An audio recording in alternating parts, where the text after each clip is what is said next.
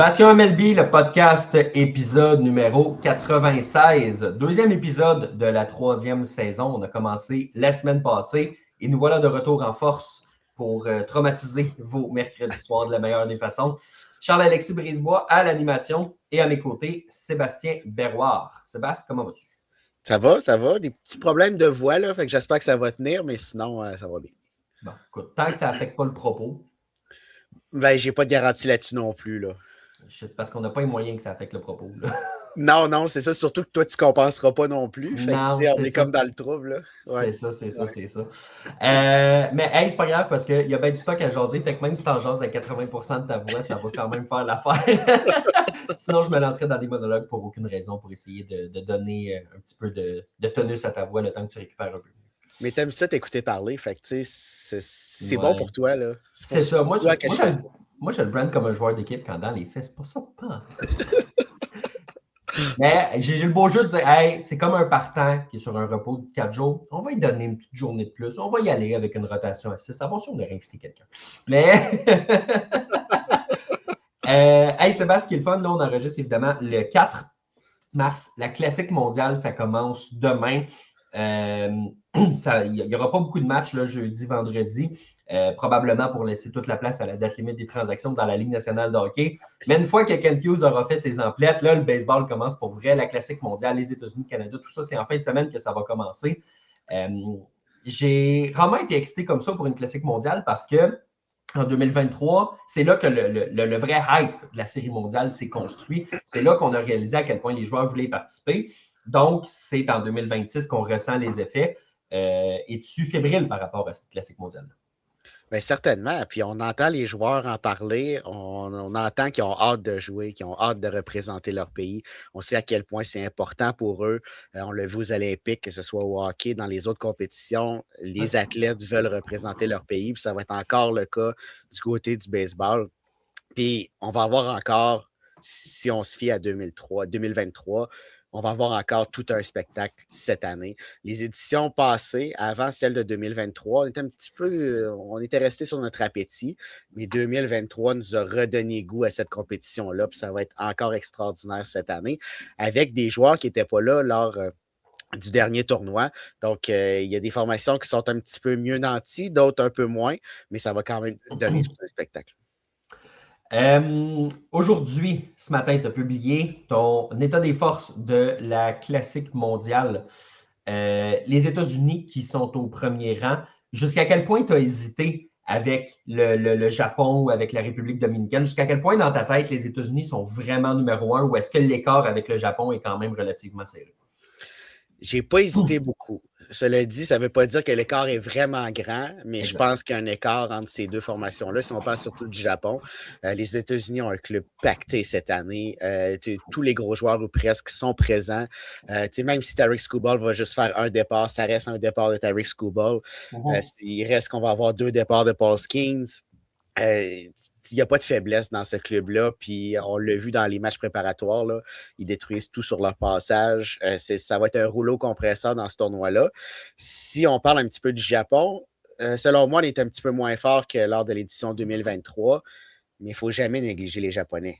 Il y a des joueurs qu'on connaît moins parce qu'ils évoluent au Japon, mais ça reste d'excellents joueurs de baseball, puis il reste qu'ils ont un certain Shohei Ohtani au sein de la formation, même s'il n'en sera pas. Est-ce que tu penses que Yoshinobu Yamamoto, qui était bon, évidemment, en 2023, mais qui est passé à un autre niveau depuis son arrivée dans le baseball majeur, surtout depuis l'an passé, à vrai dire, est-ce que tu penses que le fait que Yoshinobu Yamamoto soit probablement dans son prime, ou du moins pas très loin, là, ça peut faire justement la différence parce que tu dis moins bonne équipe qu'en 2023, mais tu as quand même lui qui remonte la barre, selon moi, un peu comparé à ce que c'était il y a 3 ans. Oui, puis il va prendre cette rotation partante-là sur ses épaules. Je pense que c'est toi qui as écrit le texte aujourd'hui. Paul Skeens ne lancera probablement pas la finale, mais j'ai l'impression que Yamamoto va lancer la finale du Japon si jamais le Japon se rend là. Donc, ça pourrait être un avantage pour eux. Comme je le disais, il va porter cette rotation-là sur ses épaules, a pris de l'expérience depuis 2023, a pris de l'expérience dans le baseball majeur, en séries éliminatoires, en série mondiale. Je pense que c'est un bien meilleur lanceur qu'il l'était en 2023 et il était déjà bon. Donc, c'est sûr et certain que ça va avantager le Japon à ce niveau-là. République dominicaine qui sont au 3e rang selon ton état des forces. République dominicaine qu'on pourrait aussi appeler voici toutes les vedettes du baseball majeur. Même pour les États-Unis, mais c'est vrai aussi pour les Dominicains. Puis, hey, bien mal pris, là. D'après moi, Pujols, il peut venir comme frappeur d'urgence aussi. Mais c'est impressionnant le nombre de vedettes qui peuvent sortir de la République dominicaine. Puis des vedettes qui sont établies dans le baseball majeur, des visages de franchise, le baseball majeur qui mise sur ces joueurs-là, avec Vladimir Fernando Tatis, Manny Machado et j'en passe. Donc, on va être dans la course. On n'est pas loin du Japon, selon moi. Puis ça reste que c'est un tournoi où on joue un seul match à la fois. Puis si tu gagnes, tu continues. Fait que tout peut arriver. Oui, la République dominicaine peut se rendre en finale. Oui, la République dominicaine peut même gagner ce tournoi-là. Sur papier, je pense qu'ils sont peut-être un petit peu inférieurs, entre autres dans la rotation partante sur la butte. Mais quand même, avec toute la force de frappe qu'on a, on est capable de se rendre très loin. C'est ce que j'allais dire aussi. Là, c'est rien contre les Christopher Sanchez de ce monde ou quoi que ce soit, mais c'est pas Paul Skeens, Tarik Skubal et tout le tralala. Là, c'est pas une vilaine rotation. Mais peut-être que s'il y a une faiblesse, ça va être là. Je m'attends à des matchs peut-être à haut pointage là, concernant la République dominicaine, surtout contre des adversaires de taille. Là. Peut-être que ces lanceurs-là vont être capables de faire face à des pays comme l'Italie ou peu importe. Là. Mais quand on va affronter le Japon, les États-Unis, là, peut-être que ça va être des matchs à plus haut pointage parce que les frappeurs sont capables de faire leur job. Les lanceurs, ça reste à voir contre ces aliments. Venezuela, que tu as mis au 4e rang, c'est peut-être le club le plus sous-estimé dans le sens où il y a beaucoup, beaucoup de bons joueurs. Ronald Acuna Jr., il vient du Venezuela. Jackson Chourio est là. Salvador Perez, William Contreras. Ça va être fort derrière le marbre, en particulier dans cette formation-là. Mais il y a beaucoup de joueurs vedettes. Sans dire que ce club-là va gagner la Classique mondiale parce que ce serait une surprise que ça sorte du top 3. Mais le Venezuela est capable de finir de bien se présenter dans ce tournoi-là. Il se présente toujours bien, ou presque. On ne réussit pas à gagner, mais du côté du Venezuela, on fait toujours belle figure. Puis, tu sais, oui, on est sous-estimé. Mais n'empêche qu'avec les noms que tu viens de mentionner, on a une excellente formation. Probablement pas pour déloger une des équipes du top 3, mais quand même, si on se rend dans le carré d'as, c'est tout un accomplissement, encore une fois, pour un pays comme le Venezuela. Ce ne sera pas nécessairement facile parce qu'il y a d'autres pays qui vont se battre pour cette place-là dans le carré d'as, mais selon moi, ça leur revient, ça leur appartient. C'est à eux de perdre cette place-là. Je veux qu'on parle aussi du Canada, évidemment. Canada que tu as classé au 7e rang de ton état des forces. C'est pas une puissance. On ne s'attend pas à ce que le Canada gagne le tournoi. On ne s'attend pas à ce qu'il se rende dans le carré d'as du tournoi non plus. Mais en fait, la question à Louis est bonne. Est-ce que le Canada va être capable de bien jouer? Je pense que c'est ça que les gens se demandent. On ne s'attend pas à une médaille d'or. On ne s'attend pas à gagner le tournoi. On ne s'attend pas à être couronné. On ne s'attend pas à se rendre en finale. Mais est-ce que le Canada peut faire bonne figure? C'est ça qu'on se demande. Certainement. Puis l'objectif, c'est de sortir de son groupe. On sait que les deux premières équipes de chaque groupe s'en vont dans la ronde suivante. Donc, ça, c'est l'objectif du Canada. Ce ne sera pas nécessairement évident parce qu'on a Porto Rico, on a Cuba dans notre groupe. Donc, c'est des matchs qui sont prenables, mais il faut les gagner. Puis, dans un court tournoi comme ça, chaque match est important, mais on a quand même des éléments qui peuvent nous permettre de passer au prochain niveau. Excellent avant-champ avec 3 Québécois, avec Josh Naylor. On est très bien nantis à l'avant-champ. Du côté offensif de la balle, ça va bien aller du côté du Canada, selon moi. Ça va être un petit peu plus difficile sur la butte, mais ces lanceurs qu'on a là font le travail. C'est ce qui pourrait nous amener à justement finir 7e, peut-être 6e dans un scénario idéal. Mais je pense que ça va se situer entre 6 et 8. D'ailleurs, j'aime le fait que, je ne sais pas si tu as vu cette nouvelle-là, là, les joueurs du Canada vont amener des mini-hockey pour jouer dans la chambre d'hôtel quand ils vont à la Classique mondiale. C'est incroyable. Ça, c'est quand même le fun. Donc, attention aux voisins, trouvez une autre étage. La question qu'on se pose aussi, qui vient de Louis encore une fois, est-ce que tu prévois une finale Japon contre États-Unis? Sur papier, je pense qu'on n'a pas le choix d'aller dans cette direction-là. S'il y a une équipe qui peut déloger une de ces deux formations-là, comme on le disait tantôt, c'est la République dominicaine. Ça peut se produire, mais si les Américains et le Japon jouent à la hauteur de leur talent, je pense qu'ils vont se rencontrer en finale pour une autre fois. Puis là, ça va être peut-être la vengeance des États-Unis cette fois-ci. Ce qui va être intéressant aussi, ça va être la demi-finale entre deux de ces trois équipes-là. Là, parce que Ouais. logiquement, si ces trois clubs-là se rendent en demi-finale, ben, il y en a deux qui vont s'affronter. Donc, on va suivre ça évidemment avec intérêt. Puis, ben, suivez le passionmlb.com pour ces détails-là parce qu'on va sauter dans le train de la Classique mondiale. Yes. Sébastien, je voulais commencer avec ça parce que c'était le sujet de l'heure puis parce qu'on se l'était fait demander. Mais là, on s'en va dans notre traditionnel bloc des Blue Jays. OK! Blue Jays! Let's play ball! J'aime bien la question de Sébastien ici pour commencer, donc on va y aller. Salut, qu'est-ce que ça va être les Blue Jays sans Bo Bichette? Évidemment, on le sait, le Bo Bichette qui n'a pas signé à Philadelphie, qui a signé avec les Mets de New York à la dernière seconde, a changé d'idée, a décidé de prendre le contrat de Papa Cohen après que les Mets n'aient pas réussi à signer Kyle Tucker. Et là, donc, se retrouve sous d'autres cieux. Il est dans la nationale, il n'est plus dans les pattes. Mais ça laisse un trou dans cet alignement-là. Un trou que les Jays sont capables de combler, mais un trou, là. Un méchant trou, parce qu'un frappeur de la trempe de Bo Bichette, ça ne se remplace pas. Puis j'aime beaucoup ce que je vois d'Okamoto jusqu'à maintenant. Je pense qu'il va faire le travail, mais c'est pas Bo Bichette. C'est un peu lui qui le remplace à l'avant-champ, mais c'est pas Bo Bichette. Donc, ça va être très difficile de combler cette perte offensivement, combler les coups sûrs, parce que Bichette est un joueur qui se rend sur les sentiers. Ça va être difficile de combler la perte dans le rôle offensif parce que plus souvent qu'à son tour, c'était lui qui protégeait Vladimir dans l'alignement. Donc, il y a plusieurs choses qui font qu'il y a certains joueurs qui ne seront pas dans leur chaise, comme dirait Martin Saint-Louis. Ils ne seront pas dans la bonne chaise. Puis ça pourrait avoir un impact du côté offensif, même si des gars comme Addison Barger vont probablement prendre un autre step cette année. Mais on s'attend aussi à ce que George Springer ne connaisse pas la saison de l'an dernier, que Nick Lemon ne connaisse pas la même campagne que l'an dernier non plus. Donc, d'avoir un Bo Bichette qui stabilise cette offensive-là, ça aurait aidé grandement. Moi, j'ai l'impression que la solution, là, on va sortir un cliché, mais c'est un peu ça de toute façon le monde du sport, là, mais ça va vraiment être dans le collectif que ça va se remplacer, dans le sens où on le sait qu'à l'avant-champ, je veux dire, oui, Addison Barger joue au troisième coussin, puis David Schneider joue au 2, mais l'avant-champ, il est pas mal coulé dans le béton. L'alignement de départ, on sait ça va être quoi dans l'avant-champ, il n'y a pas vraiment de remplaçant. Mais moi, je pense que ça va être de créer cette lutte-là à l'interne. Puis si un gars comme Nathan Lucas joue bien, ben, donne-y la répétition dans le champ gauche, amène David Schneider au deuxième coussin, puis là, ben, tu peux tasser, mettons, soit tasser un Nick Lemon sur le banc ou le tasser à l'arrêt-court à la place d'un Jimenez.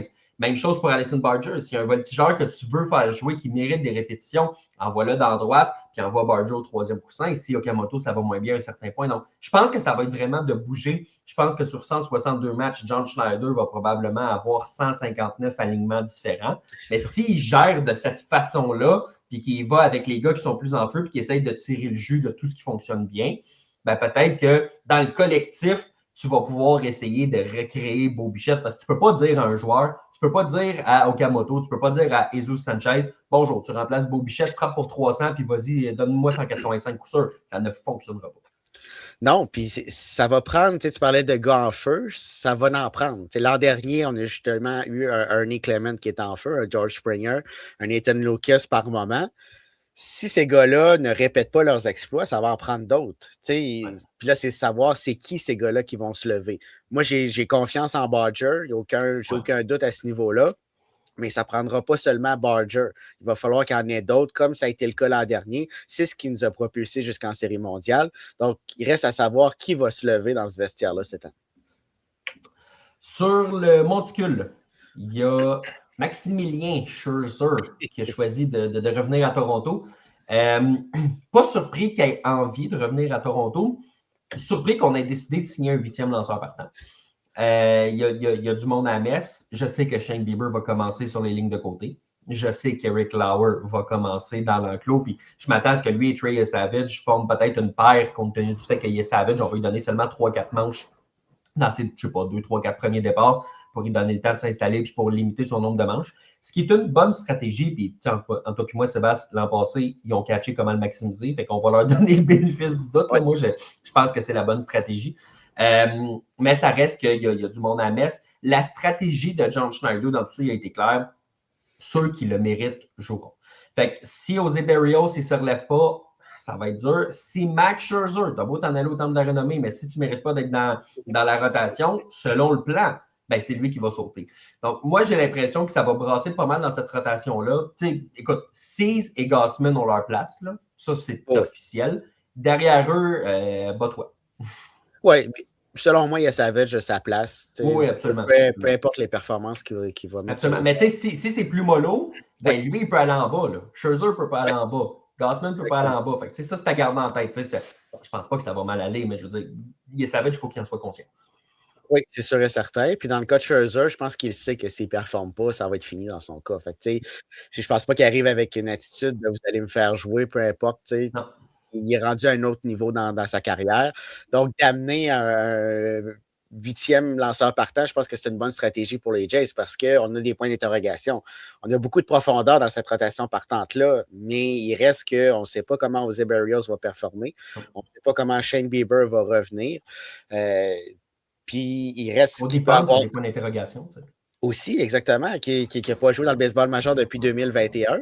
Donc, si ces points d'interrogation se transforment en points négatifs, on n'a pas trop de lanceurs dans le cas des Jays, puis ça va prendre un Max Scherzer dans la rotation. Puis, il ne faut pas négliger non plus qu'il peut arriver des blessures. On a quand même été épargné à ce niveau-là par le passé chez les Jays, mais ça peut arriver à un moment ou à un autre, puis on va avoir besoin d'un Scherzer. Absolument, absolument.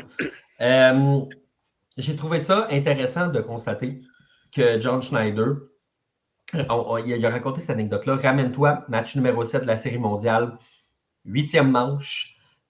Shohei Ohtani va frapper au 3e rang de l'ordre offensif. C'était supposé être une grosse apparition au bâton avant que Miguel Rojas décide de faire le plus gros coup de circuit qu'il aura jamais fait de toute sa vie. Et là, John Schneider se demandait, est-ce que j'affronte Ohtani ou pas? On sait que John Schneider a tendance à donner des passes gratuites là, aux meilleurs joueurs adverses. Aaron Judge, il l'a vécu en masse et en masse. Puis c'est une stratégie qui a fonctionné. Les Blue Jays se sont rendus à littéralement ça de gagner la Série mondiale. Et là, il s'est retourné vers son coach de banc. Il s'est retourné vers ses adjoints. Il s'est retourné vers son entraîneur de lanceurs. Et il s'est retourné vers Max Scherzer, qui a été le seul joueur qui a été consulté dans toute la patente. Et Max Scherzer qui lui a dit « Tu as passé l'année à prendre les bonnes décisions. J'ai confiance que tu vas prendre la bonne. » Ça m'étonne qu'il n'ait pas donné son opinion, mais moi, outre ça, moi, ce que ça me dit, c'est OK, on voyait vraiment Max Scherzer comme une espèce de deuxième coach des lanceurs. Là. Encore là, on l'a vu expliquer à Trey Savage comment lancer. C'est quoi? C'est une. Je me souviens plus quel type de lancer, c'est une balle courbe ou peu importe, avec le point de lancement qui est très, très haut pour Savage qui lance de haut. C'est un autre coach des lanceurs aussi, Max Scherzer. L'expérience qu'il amène dans ce vestiaire-là, les fameux intangibles, c'est fou, lui, ce qu'il amène. Oui, puis à son âge, il pourrait être coach. Il n'y a pas de problème. Là. C'est ça, puis avec l'expérience qu'il a. Je pense qu'il a 5 ans de moins que Schneider. Oui, c'est ça. C'est deux grands chums là, maintenant. Là. C'est ça. Mais c'est que tu n'as pas le choix aussi d'y demander son opinion parce que justement, il y a tellement cette expérience-là. Ouais. Puis quand il te regarde avec ses yeux de feu, tu n'as pas le choix. Sinon, tu t'es dans le trouble parce que soit qu'il va te crier après ou il va te la donner son opinion. Mais dans ce cas-là, c'était un moment tellement important. Puis tu veux faire confiance à ton gérant qui t'a amené là. T'sais, on a souvent été critique, moi le premier avec John Schneider, là, à plusieurs reprises. Mais John Schneider a fait le travail en séries éliminatoires l'an dernier. Donc, ils ont continué à se fier à ses décisions. Puis d'avoir l'appui d'un vétéran comme ça aussi pour Schneider, je pense que ça a pesé dans la balance. J'ai aimé la citation Max Scherzer a le droit de me crier dessus devant tout le monde à la télé. On s'entend que si c'était Bowden Francis, peut-être que ça aurait fait comme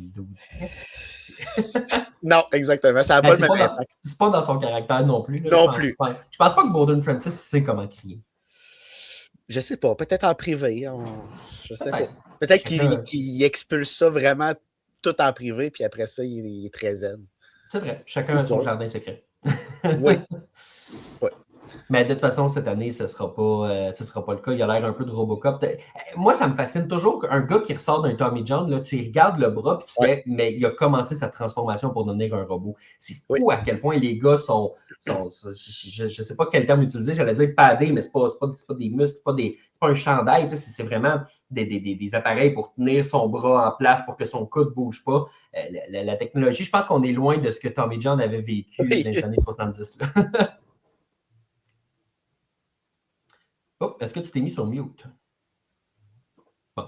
Sébastien nous avait pourtant averti qu'il n'y avait pas de voix, mais je ne pensais pas que c'était à ce point-là. C'est mon micro qui n'avait plus de voix. Ah, c'est des choses qui arrivent, ça. Mais ce que j'allais dire, c'est qu'après avoir eu tout cet appareil-là, ils reviennent comme si de rien n'était, comme s'il était à 100%, jusqu'à la prochaine opération de type Tommy John, mais quand même, ils reviennent, puis des fois, ils lancent plus fort que par le passé. Tu parlais de George Springer tantôt. Évidemment, il a passé beaucoup de temps comme frappeur de choix en 2025, surtout en série, puis il était amoché. Puis, pour qu'on décide d'envoyer Beau Bichette à la place de Springer, puis Beau Bichette qui n'était pas capable de se déplacer à une nouvelle position, ça en dit long sur à quel point Springer était hypothéqué puis il ne pouvait pas jouer dans le champ droit. Là, évidemment, c'est une situation qui est différente. Puis il dit qu'il se sent déjà mieux en lançant qu'il se sentait en 2025. Sébastien, j'ai jamais entendu un gars arriver au camp d'entraînement et dire je ne suis pas dans la meilleure forme de ma vie. Là, ça, c'est de un. Mais ça reste quand même encourageant. Puis ça donne des options parce que je suis sûr que Springer, comme à peu près tous les gars, détestent être frappeur de choix. Les gars n'aiment pas ça. Ils veulent être impliqués. Ils veulent pouvoir jouer défensivement. Je ne te dis pas qu'il faut que tu le fasses jouer défensivement 162 matchs par année parce qu'il ne jouera pas 162 matchs, il va se blesser. Mais si tu peux l'envoyer juste un petit peu plus souvent, ouvrir le poste de frappeur de choix pour un Vladimir Guerrero Jr., pour un Okamoto, peut-être aussi, qui va avoir besoin du poste de DH un petit peu plus souvent qu'on le pensait parce que le temps qu'il s'habitue au baseball majeur, au troisième coussin, ce n'est pas un gardoré non plus. Tu ouvres la position pour un Barger, justement. Donc, moi, j'ai l'impression que le fait qu'il puisse, pour l'instant, jouer plus défensivement que ce qu'on pensait, bonne nouvelle chez les Blue Jays parce que ça donne de la flexibilité. Bonne nouvelle si c'est fait de façon sporadique. Parce que exact. Si le fait que George Springer joue au champ extérieur, ça vient aussi avec une baisse offensive et ça vient avec un risque de blessure. George Springer est à son meilleur, même s'il va dire, puis on le comprend, qu'il n'aime pas ça être tout le temps frappeur de choix, qu'il aime mieux être dans le field de la game puis de pouvoir se mettre dedans, reste qu'il performe mieux quand il est dans ce rôle-là.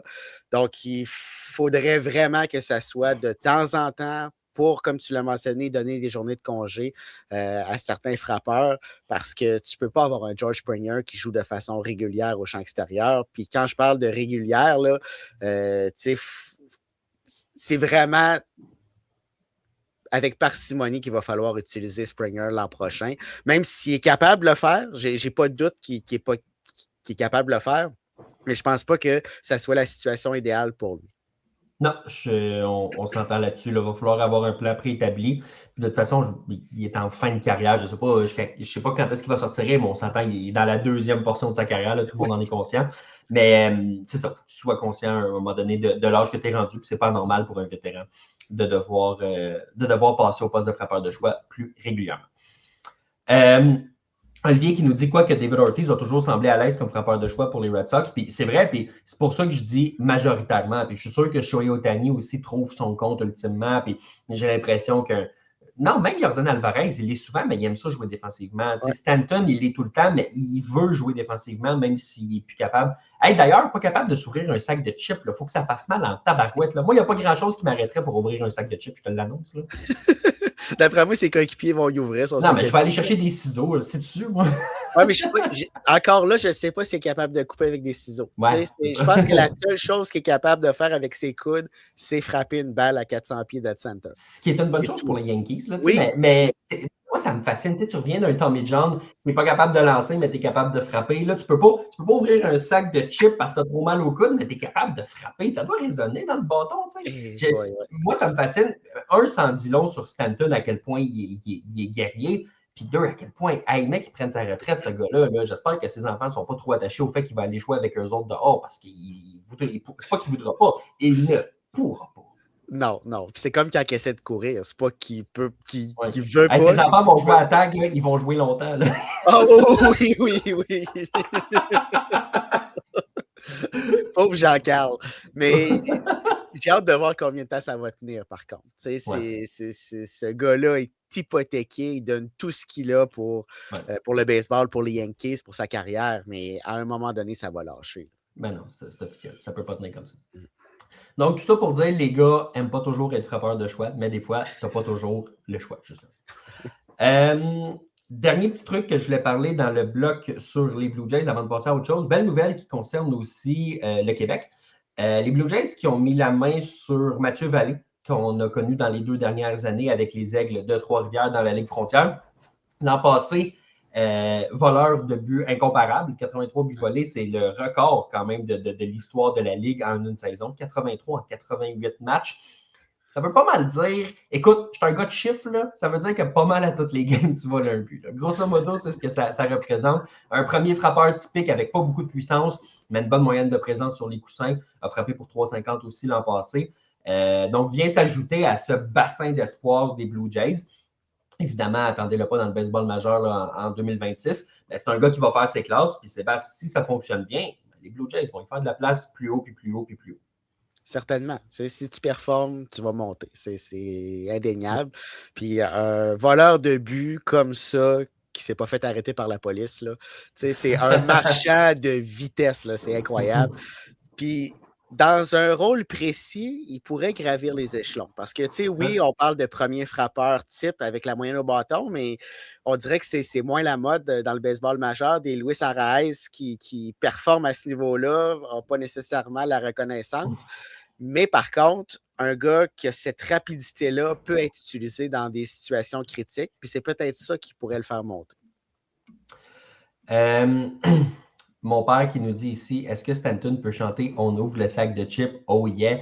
Écoute, si le on exclut la personne qui parle, la réponse est oui. Si ça l'inclut, il n'a pas le droit. Non, c'est ça, il ne pourra pas. Richard qui nous dit ici, est-ce que Vallée, est-ce qu'il va faire l'équipe canadienne? Non, c'est les joueurs d'opposition, c'est pas mal tous des gars des majeurs. Il n'y a pas, ou tu sais, mettons des Owen Casey, qui est un gros espoir, qui a joué un peu, mais qui n'est pas établi. S'il y avait été un lanceur, je te dirais qu'il y aurait peut-être des chances, mais non, c'est pas un candidat pour faire partie de l'équipe canadienne. Sébastien, ça fait un peu le tour de ce qu'on avait sur les Blue Jays. Allons voir ce qui se passe ailleurs dans le baseball majeur.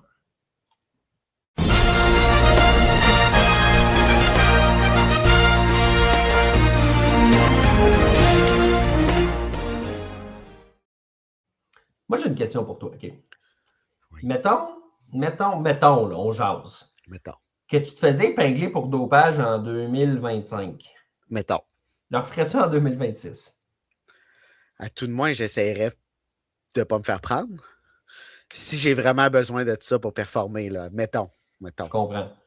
Puis, mais ça a l'air qu'il y en a certains qui ne sont pas capables. Non, c'est ça. As-tu, mettons, un exemple de ça? Ben... Je sais que je te prends à brûle pour point, là, on s'en était pas parlé. Est-ce que ses initiales seraient JP? Oui. Oui, OK. Là, je vais y aller comme ça, là. Jean-Pierre. Ouais, Jean-Pierre. Jean-Pierre Profire. Jerickson Profire. Incroyable. JP, j'en prends. oui, lui, il en prend. Lui, il en prend, puis il en a pris plus qu'une fois, là. Oui. Incroyable. C'est une chose de se faire épingler une fois, c'en est une autre de le faire une deuxième fois. L'année suivante, avant le début de la saison, comme ça, il va manquer la saison complète. Il est obligé de sortir de la Classique mondiale. Il ne pourra pas participer aux séries parce que les 162 matchs, c'est plus les séries qui suivent le début de la suspension. Fait qu'écoute, il n'est pas là du tout pour 2026. Est-ce qu'il sera là en 2027? Il y a un contrat, mais Sébastien, serais-tu bien surpris de voir les Braves couper les ponts? Moi, je regardais de ses coéquipiers parler, je regardais le communiqué des Braves d'Atlanta et qu'on n'a pas l'air content. Puis, avec raison.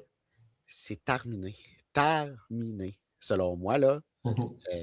Tu l'as dit, là, tu peux te faire épingler une fois, puis dans certains cas, tu n'étais même pas au courant. Je ne dis pas que c'était son cas, là, mais il y a certains produits que, bon, c'est un petit peu ambigu, tu te fais prendre. C'était pas nécessairement pour les performances, c'était pour d'autres choses, puis il y avait une portion de ce produit-là qui était interdit. Mais là, quand tu te fais prendre 2 fois, là, c'est parce que tu cours après le trouble. Puis je pense pas que les Braves veulent avoir du trouble. Je pense qu'au terme de sa suspension, ça va être merci, bonsoir, on ne sait pas comment, mais on va pas mal se passer de toi. Puis je ne sais pas ça va être quoi la suite pour lui. Puis de toute façon, ben écoute, tu peux le DFA puis tu auras à absorber le reste de son contrat. Oui. OK, correct, c'est une chose. Mais de toute façon, il a prouvé, il a besoin d'être sur le jus pour performer. Fait en 2027, il ne performerait pas de toute façon parce que par le passé, il a toujours été pourri. Il n'a jamais joué à la hauteur de son énorme talent. Puis là, ben, il a commencé à être bon, puis finalement, il se fait épingler 2 fois pour dopage. Donc, Non, c'est terminé, comme tu dis. On va trouver une façon de couper les ponts. Parce que tu peux pas continuer avec ça. Tu peux pas compter sur lui à ce point-ci. Non, puis tu sais, on dit que c'est des tests aléatoires, là, mais l'aléatoire a le dos large, là, parce qu'un joueur qui performe et qui n'est pas supposé performer, là, tu peux être sûr qu'il va avoir des petits pépis à faire. Ouais. Tandis qu'un joueur qui ne performe pas, ben, d'après moi, l'aléatoire va moins souvent tomber sur lui. Non, c'est ça. Je pense que Chris Bryant, il n'est pas testé. Là, non, c'est ça. C'est correct. Puis Anthony Randon ne l'était pas non plus. Là. Non, c'est ça. Tu sais, moi, ce que je trouve aussi, c'est que ça a été une chose dans les années 2000, tu sais, quand c'était encouragé pratiquement, tu sais, c'était ça qui a aidé à sauver le baseball et tout. C'était une chose de te doper là. Dans les années 2020, en plus de le faire 2 fois de suite, tu n'as plus d'excuses. Tu as déjà le contrat. Ouais. Là, ça t'a coûté de l'argent parce que tu es suspendu. Si tu avais été pourri, tu aurais touché ton 15 millions de dollars. Là, il ne touchera pas. Tu sais, c'est un contrat de 42 millions de dollars sur 3 ans qu'il a signé. Il va avoir manqué 1 an et demi. Ça lui a coûté 20 millions de dollars. Là. C'est de l'argent. C'est de l'argent. Puis c'est ça, il n'y a pas d'excuse. Tu sais, il ne peut pas s'en sortir de cette fois-là. Tu sais, la première, comme je mentionnais, peut-être que tu peux esquiver. Mais là, il n'y a aucune excuse. Puis oui, c'est de l'argent. Mais d'un autre côté, s'il n'est pas capable de performer sans cette substance-là, ben là, lui, il s'est dit qu'il avait besoin de ça et qu'il ne se ferait pas prendre. Mais ça va aller avec la suite des choses, puis on ne le reverra plus jamais. Hey, d'ailleurs, un qui avait passé dans le beurre aussi un petit peu, là, c'est Javier Baez qui n'a pas pu aller à la Classique mondiale parce qu'il avait consommé du cannabis aussi. Oui. Moins pour les performances, là, tu me diras, mais... Probablement, oui, mais c'est pas fort pareil. Là. Ça dépend. C'était Cody Bellinger, peut-être que... Lui, tu penses-tu qu'il se fait tester? Sûrement. Juste pour ce qu'il a l'air. Puis évidemment, pour ceux qui n'ont pas la référence, là, Cody Bellinger ne s'est pas fait épingler pour rien du tout. C'est juste qu'il a la réputation d'un gars qui a l'air, physiquement, avec la face qu'il a, gelé 24/7. Oui, il a comme les yeux un petit peu fermés. C'est pas de sa faute, là. Il est fait comme ça, mais il a les yeux un petit peu fermés, puis les yeux dans la graisse de bine à tous les jours. Oui. C'est un personnage. Là. Richard qui nous dit ici, c'est pas pro fort, c'est pas fort. Oui, c'est ça. Mais dans le cas de Baez aussi, c'est pas fort. Là. Non, on s'entend. Tu sais, tu connais les règlements. Là, tout est... Ben oui. C'est pas caché. Là. Non. Hey, on jase-tu de Jazz Chisholm Jr.? On peut, c'est toujours divertissant. Juste pour le fun. Lui, là, quand tu vas à la pêche, là, c'est long de même au moins. Là. Ah, ben je pense que tu sais, là, tu es resté dans l'écran, mais il faut que tes mains sortent de l'écran. Là. Oui, c'est ça, parce que si j'avais fait ça, les gens ne voient pas grand-chose. C'est ça. C'était pour la référence. Ouais. Fait que là, Jazz Chisholm Jr. qui nous dit, à la demande, évidemment, de personne, qu'il a réussi un trou d'un coup sur un par 4 de 323 verges. Mais évidemment, pas de preuve vidéo à l'appui ou quoi que ce soit, parce qu'il se filme tout le temps, mais pas au golf, là, visiblement. Fait que, ben, félicitations, j'imagine. Ben, il s'est filmé en allant chercher sa balle, mais on ne l'avait pas vu décoller. Je suis capable de faire ça. Oui, j'ai entièrement confiance en toi là-dessus. Là. Mais ça prend juste Jazz pour faire ça. Hein, il était dans une pause du camp d'entraînement. Son camp d'entraînement allait très bien. Puis là, il s'en va jouer au golf. Puis supposément qu'il va frapper une drive de 3,23. Hey, c'est de la drive, cela. Là.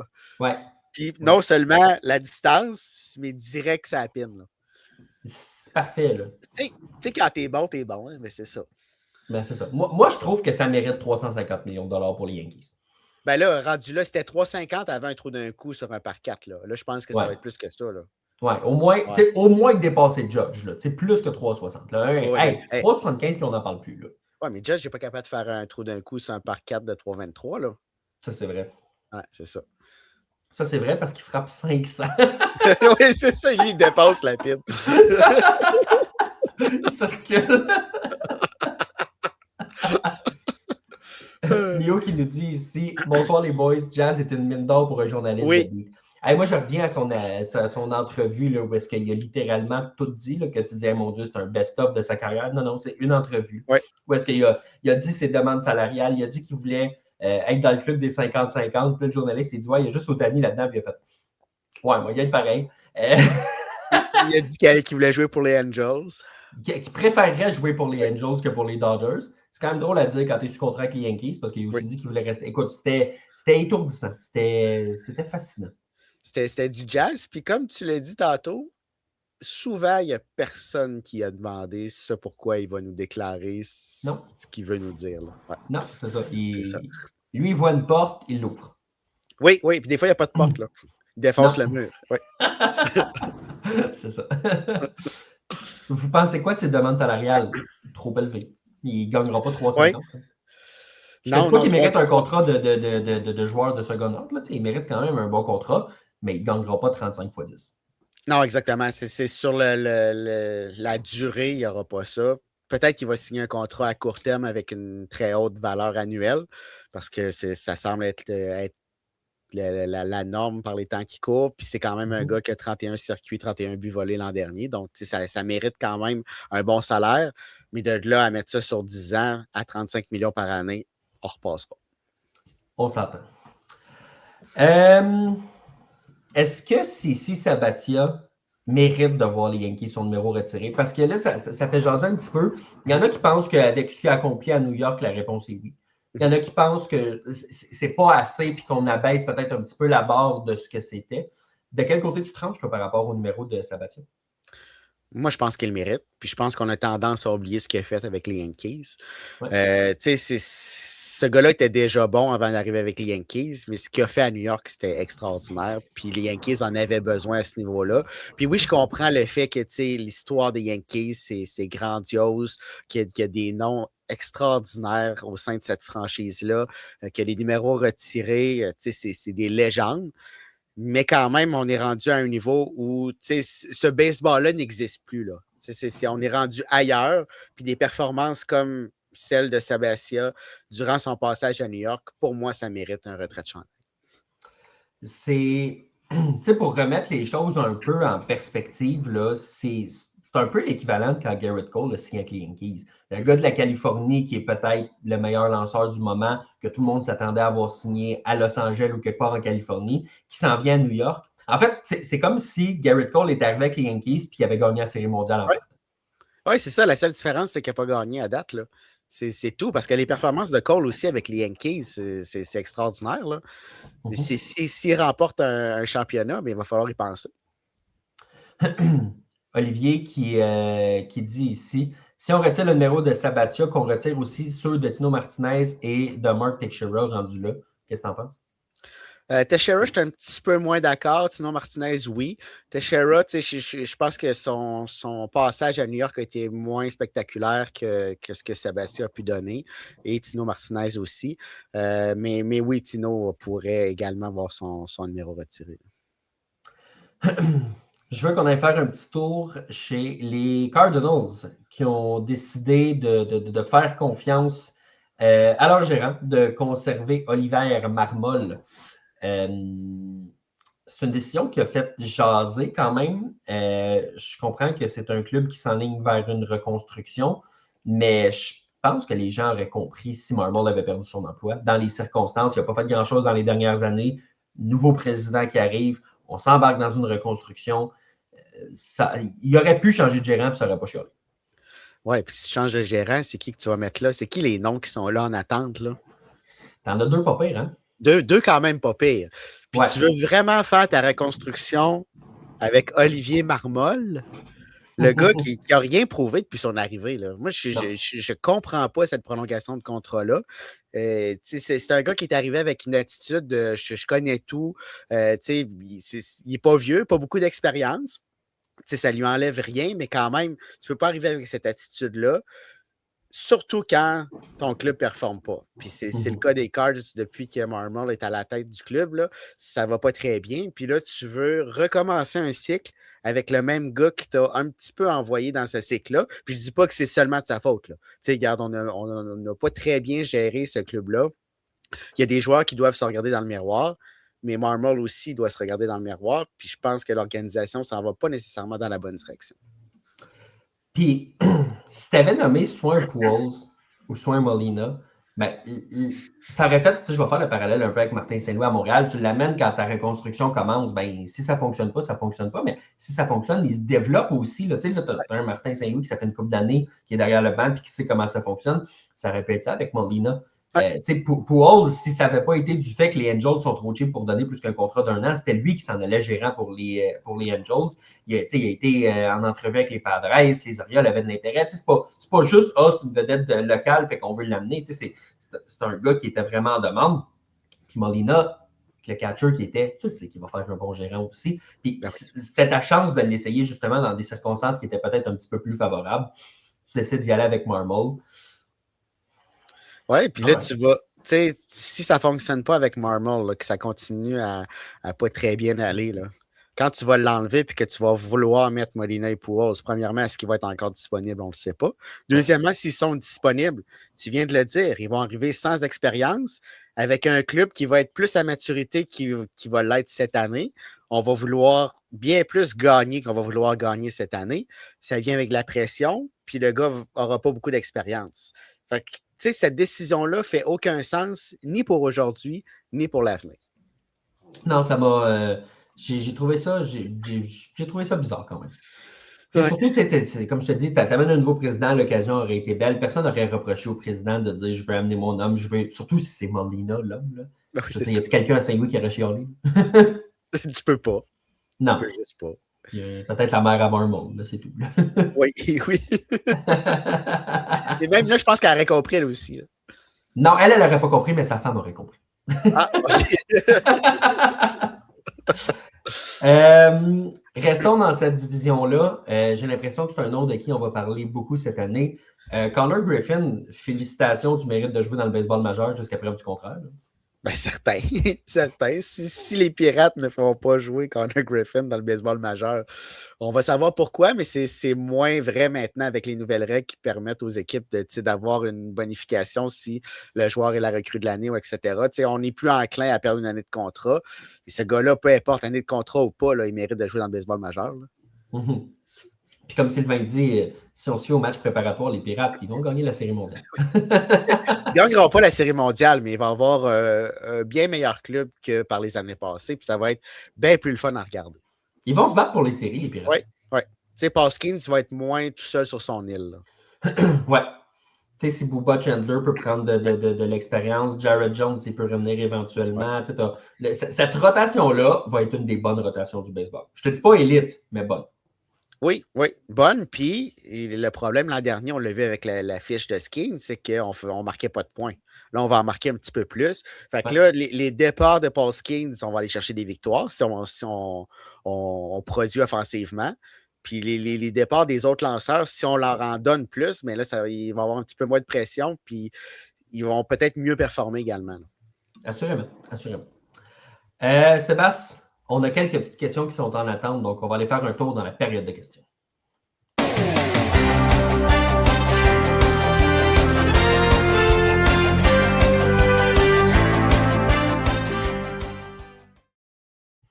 Je veux commencer avec un commentaire de JC qui dit « Enfin, je vous écoute live.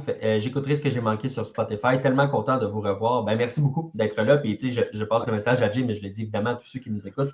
Venez nous écouter en live. Ça nous fait plaisir justement d'interagir avec vous et de répondre à vos questions. Mais sinon, évidemment, l'option de Spotify, YouTube ou toutes les bonnes plateformes de podcast est présente là, pour ceux qui nous manquent en live. Mais on se fait du fun en live comme ça, à répondre aux questions de tout le monde. Donc, n'hésitez pas à venir nous écouter. Olivier, qui nous a demandé en début d'émission, êtes-vous surpris que certains joueurs comme Nestor Cortés soient toujours sans contrat à l'heure actuelle? C'est sûr, Sébastien, qu'on est à une époque où les équipes aiment beaucoup faire confiance à leurs jeunes, puis si tu as un vétéran qui produit plus ou moins, puis qui va demander 3, 4, 5, 6 fois le salaire de la recrue, ça se peut que tu sois laissé de côté un petit peu plus longtemps. Dans le cas de Cortés, est-ce que ça va prendre une blessure quelque part pour qu'il signe en cours de camp ou en cours de saison? Je ne sais pas, mais on va prendre quand même plusieurs blessures. Puis si tu as des blessures, appelle les Blue Jays, appelle une équipe qui a un surplus de lanceurs partants du baseball majeur avant peut-être de faire appel à un Nestor. En tout respect pour Nestor. Mais c'est exactement là que j'allais. Ça va prendre des blessures. Est-ce qu'on est surpris? Pas tellement, parce que comme tu l'as dit, on met sur les joueurs qu'on a.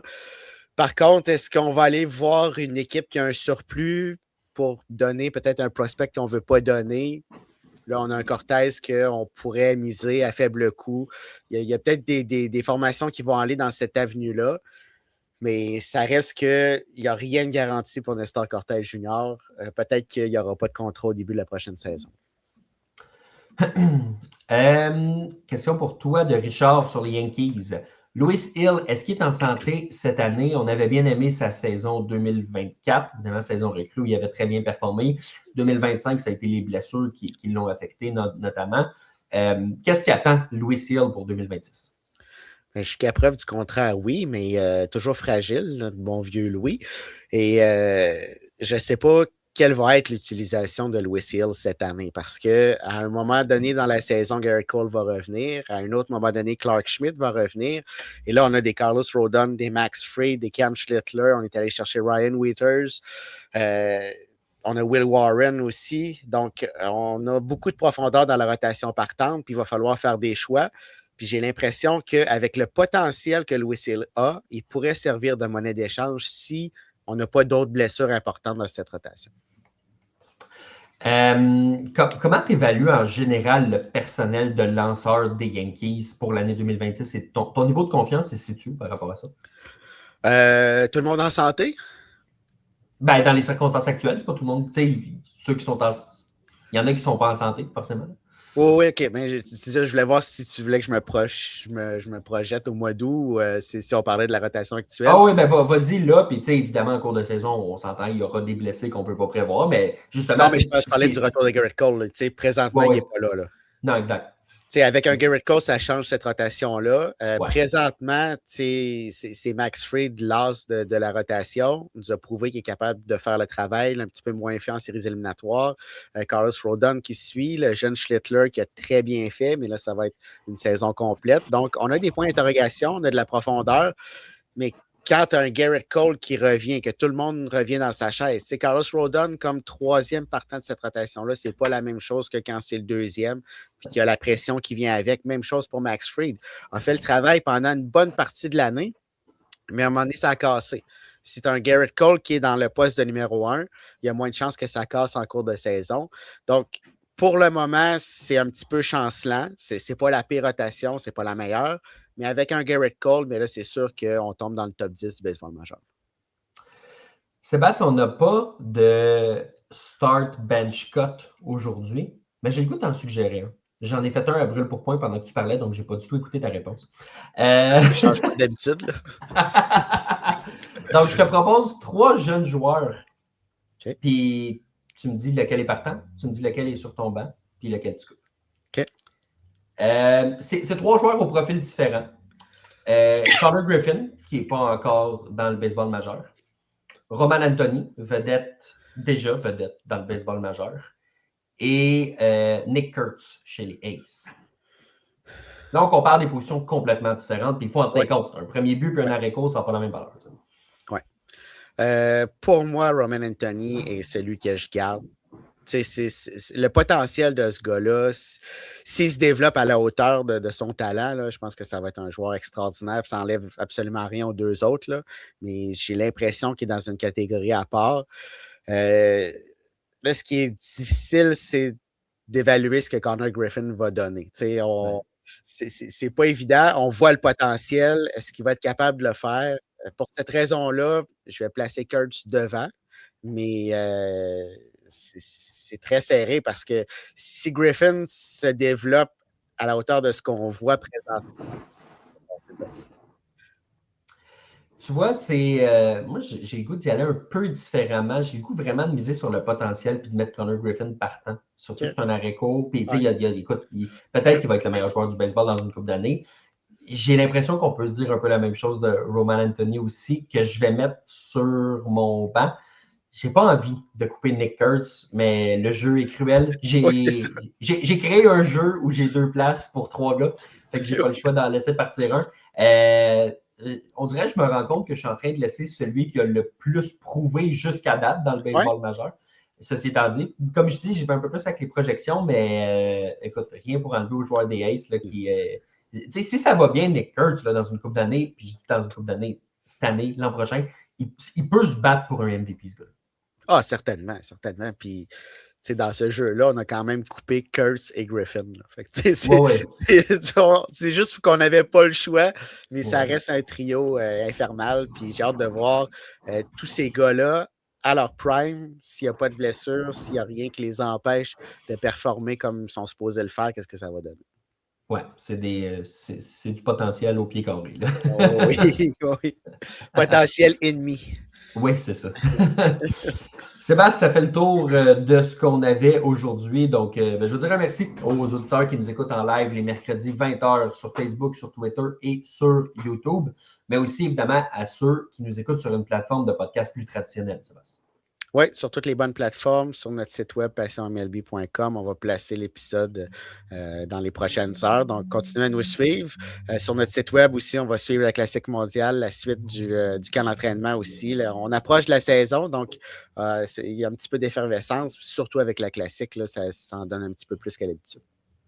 Donc, nous, on est reparti à tous les mercredis. On va être là pour vous jaser un peu sur le baseball. Soyez des nôtres si vous en avez envie. Merci beaucoup d'avoir été là cette semaine et nous, on se dit à la semaine prochaine.